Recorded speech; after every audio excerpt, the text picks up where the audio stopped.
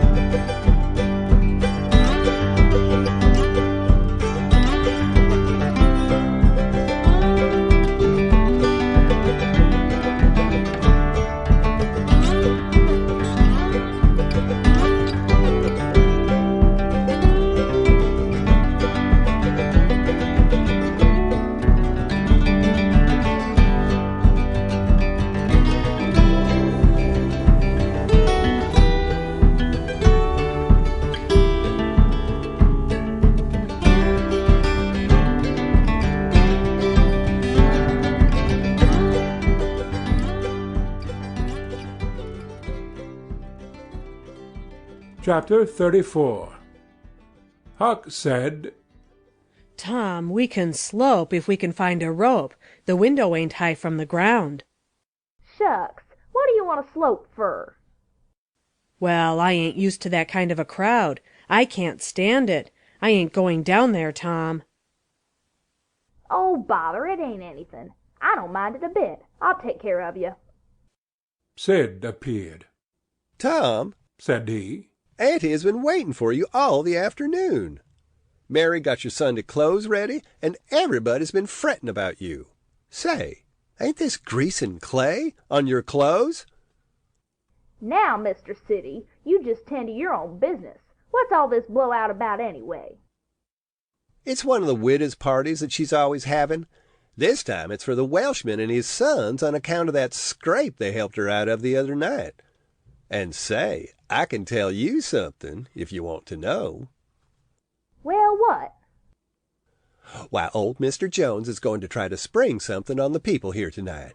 But I overheard him tell Auntie today about it, as a secret. But I reckon it's not much of a secret now. Everybody knows, the widow too, for all she tries to let on she don't. Mr. Jones was bound Huck should be here. Couldn't get along with his grand secret without Huck, you know. Secret about what, Sid? About Huck tracking the robbers to the widow's. I reckon Mr. Jones was going to make a grand time over his surprise, but I'll bet you it'll drop pretty flat. Sid chuckled in a very contented and satisfied way. Sid, was it you that told? Oh, never mind who it was. Somebody told. That's enough. Sid, there's only one person in this town mean enough to do that, and that's you. If you'd been in Huck's place, you'd have sneaked down the hill and never told anybody all the robbers. You can't do any but mean things, and you can't bear to see anybody praised for doing good ones. There. No thanks, as the widder says. And Tom cuffed Sid's ears and helped him to the door with several kicks. Now go and tell Auntie if you dare, and tomorrow you'll catch it. Some minutes later the widow's guests were at the supper table, and a dozen children were propped up at little side tables in the same room, after the fashion of that country and that day. At the proper time Mr. Jones made his little speech, in which he thanked the widow for the honour she was doing himself and his sons, but said there was another person whose modesty, and so forth and so on. He sprung his secret about Huck's share in the adventure in the finest dramatic manner he was master of, but the surprise it occasioned was largely counterfeit, and not as clamorous and effusive as it might have been under happier circumstances. However, the widow made a pretty fair show of astonishment, and heaped so many compliments and so much gratitude upon Huck, that he almost forgot the nearly intolerable discomfort of his new clothes in the entirely intolerable discomfort of being set up as a target for everybody's gaze and everybody's laudations.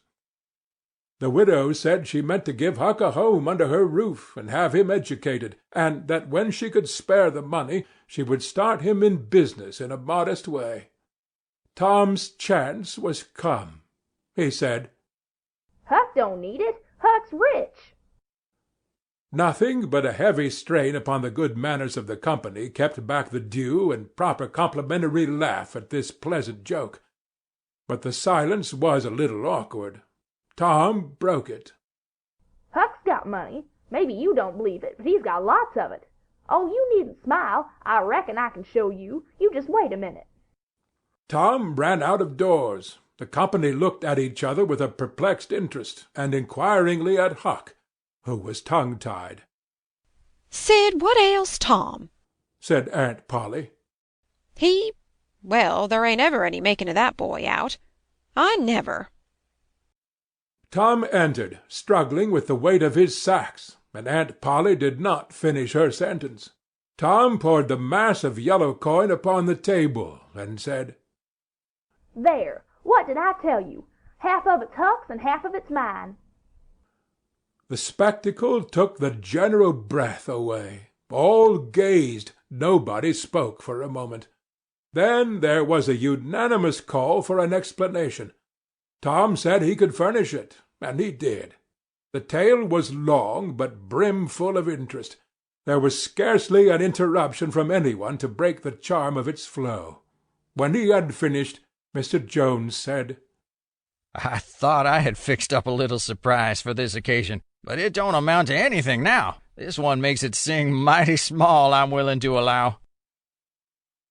The money was counted. The sum amounted to a little over $12,000.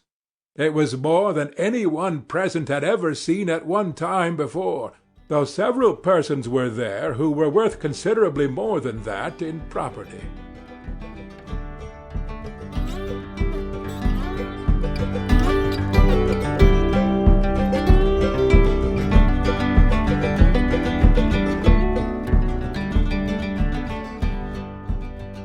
Huck, we can't let you into the gang if you ain't respectable, you know.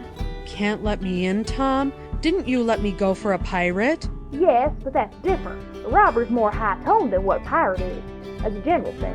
In most countries, they're awful high up in the nobility, dukes and such.